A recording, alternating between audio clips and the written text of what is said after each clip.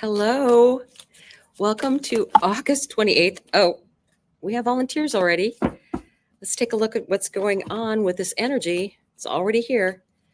Um, number 8 card, trapped in fear. Getting up in your head. Obstacles and challenges. Boy, patience and planning. Rejoice in celebration. 3 of Cups energy. And firm foundation. It's odd that these came out like this. So I think what I want to do is I'm going to draw down on each set of these cards. So I'm going to use this pretty deck here, and we are going to be looking at the energies of trapped in fear to start with. I want 3 cards for trapped in fear. 3 cards. 2 cards came out. 2 of Pentacles. Trapped in fear. What's your decision? What's your balance? What comes next?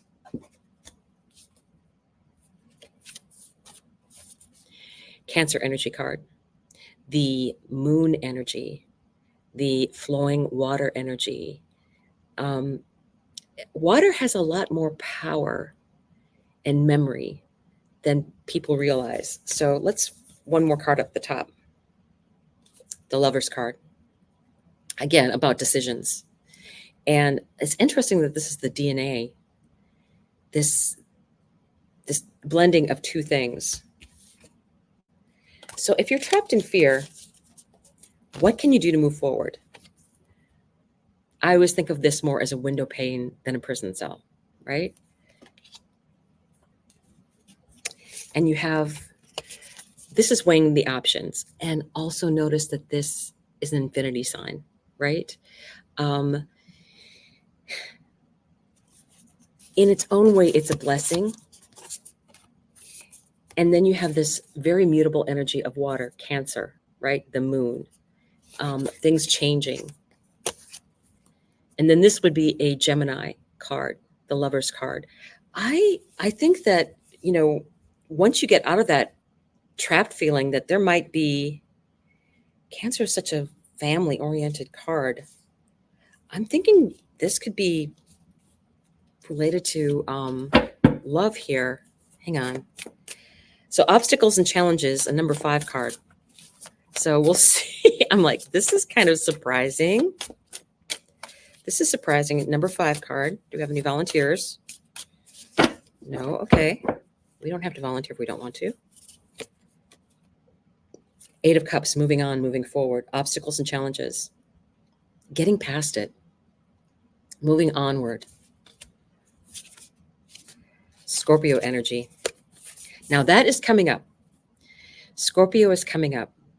And there's going to be a lot going on in Scorpio season. We have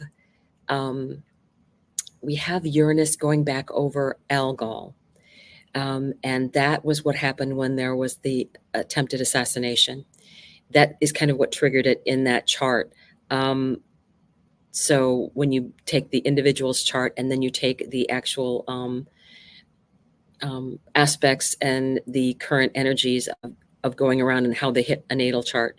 So with this energy, Scorpio, that's going to be happening again in October. So there could be some surprising energy coming up. 2 of Swords, decision.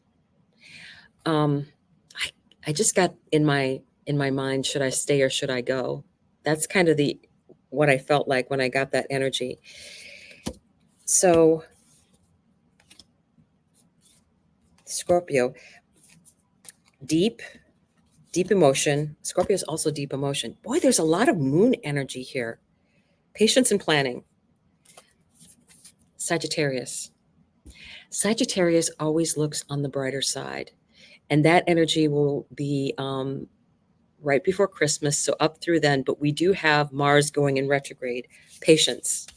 So Mars will start its retrograde on either the 6th or the 7th of December. And that will last until February, when it stations direct again, but it has to cover all that degrees from its 17 degrees of Cancer and 6 degrees of Leo. So when it reaches 6 degrees of Leo is when it starts to go back. And it's interesting that 6 degrees of Leo was where Venus and Mercury, not Venus and Mercury, Venus and Mars were conjunct back in February. So interesting energy. Transformation, the Death card. Yeah, there's a lot of changes coming through. Patience and planning. And Leo energy. So again, I feel like that is related to that Mars energy. It's going to go to 6 degrees of Leo, and then it's going to backtrack into Cancer. And Cancer was here in this first row.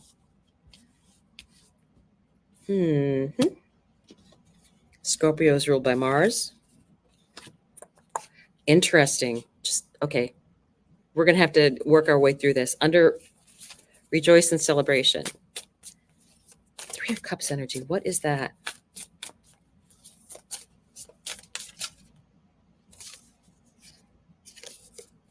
Earth. Grounding for sure.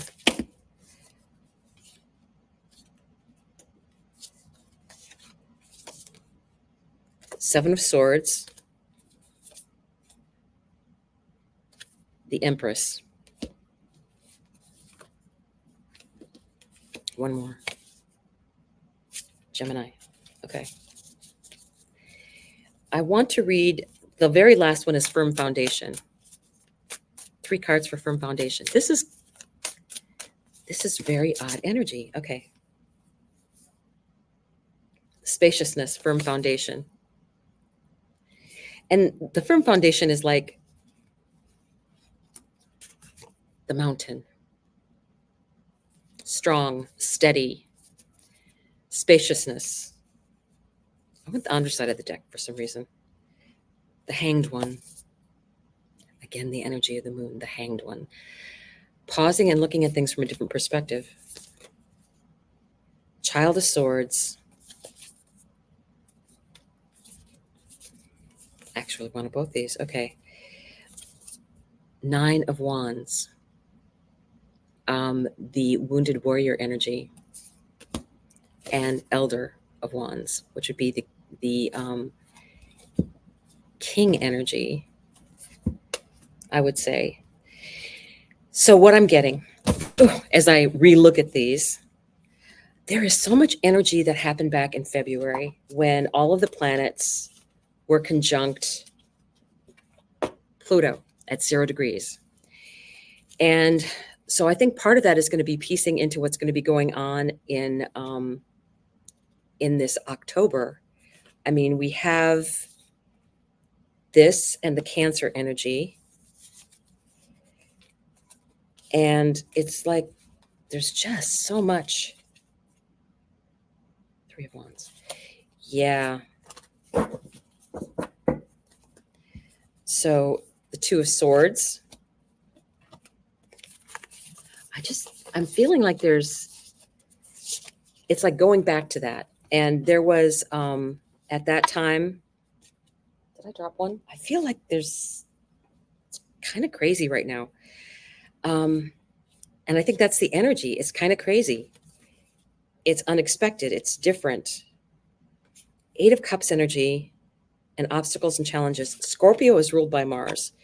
And the Lovers was here. And I don't know where that disappeared to, but the Lovers card was here. And now it's gone. So I even know what card is missing, but I just don't see it. That is crazy. Okay. We're just going to go with it. I think that there's going to be a lot of Venus and Mercury were, not Venus and Mercury, I keep saying that. Venus and Mars were conjunct at 6 degrees. And that is where Mars in the opposite sign of Leo is going to station, which is also the same degree Cheroklo was discovered at. I think there's a lot of healing between the divine feminine and divine masculine that's going to be going on, especially during that time. But it's going to be not just now, it's just going to be the beginning of it. It's going to be the start of it. It's going to be I think, the breakdown of some of the patriarchal institutions that were out there. Patience and planning. What justice? Sagittarius, the death card, Leo. All of these things, it's very much about transformation, and it's during that time frame when those things are going to be starting. So now in Sagittarius is when that energy starts. And with the rejoice in celebration, which is like that Three of Cups energy, right? Earth, grounded energy, Seven of Swords. But I feel like something, it's like it can't quite be trusted. It's like, okay, if you really want to see what's going on, then you have the Empress energy coming out.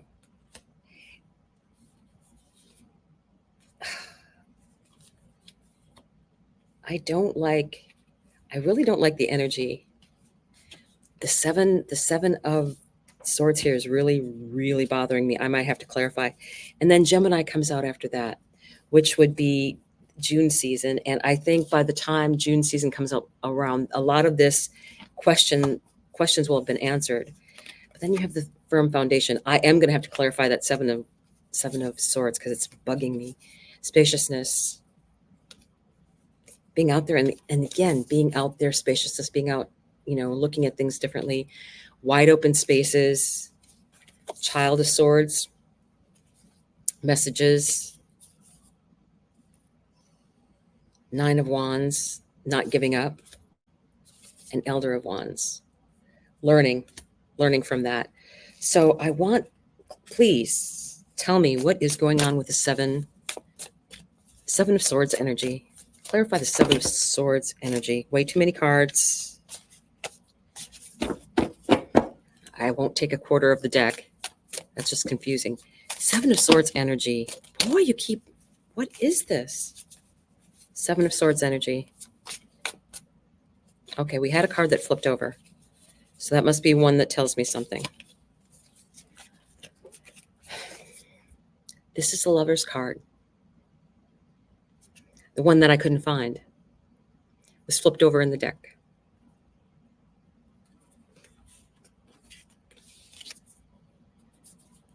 Decisions. Four of Cups. Stuck energy. Five of Cups. This is just stuck. Come on. The High Priestess. Which reminds me of that water energy of Cancer. Yeah, oh my goodness. Water. I do believe that there's going to be flooding. I think there's going to be changes. But I think that the divine feminine is really what's going to make the difference. Because we have all of this patience and planning. The Empress is here. And the energy of the High Priestess. And really, there hasn't been, these are really two strong feminine cards that are out. And very much in again, that moon energy, very much making the difference. All these feathers for this Gemini energy coming in. Yeah, I think there's going to be, I don't know why it decided to tell me about something that far in the future, but I think we will get a message from the witch oracle cards. I want a message from you because I feel like we're walking into like some unknown stuff here. And I think the divine feminine is like the answer. All right, come on. Almost. I have some almost. Okay, you flipped. Weaver of the Red Tent. right? Weaver of the red tent. I haven't seen that card before. It's a 36 card.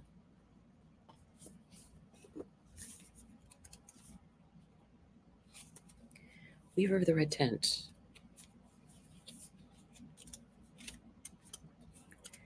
We are getting there. Ah, found it. Okay. I'll make sure you see this nice and close up. So, okay, good. Long ago, the red tent was a place women gathered together to tell their stories, weave their futures, and shed their past, along with their menstrual blood. Losing the red tent and the village life associated with it has resulted in a loss of healthy interdependence. We've forgotten how much we need each other and how precious unstructured time together can be. We continually feel the pressure to perform, produce, fix, create, heal, help without ever acknowledging our own needs. We've been raised to think of need as a bad word, a condition that makes us weak, inferior. But ultra independence is a trauma response. When we deny our own need, eschewing the very thing that makes us human and interconnected, we forfeit our belonging and eject ourselves from the circle of life, the cyclical process of giving and receiving, which results in growing. A witch is willing to make herself vulnerable, to ask for what she needs and receive help without shame.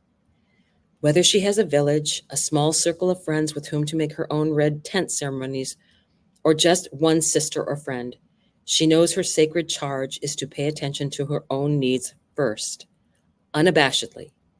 She allows herself to ask for what she needs, which frees up the energetic space to offer what she can without the pressure of saving, fixing, or caretaking. This is about the energy of being together and supporting each other as divine feminine. And this is a reminder of our commonality and not a cause for shame. So, welcome other women into the tent because we need each other. And don't be afraid to ask for help. I will see you tomorrow.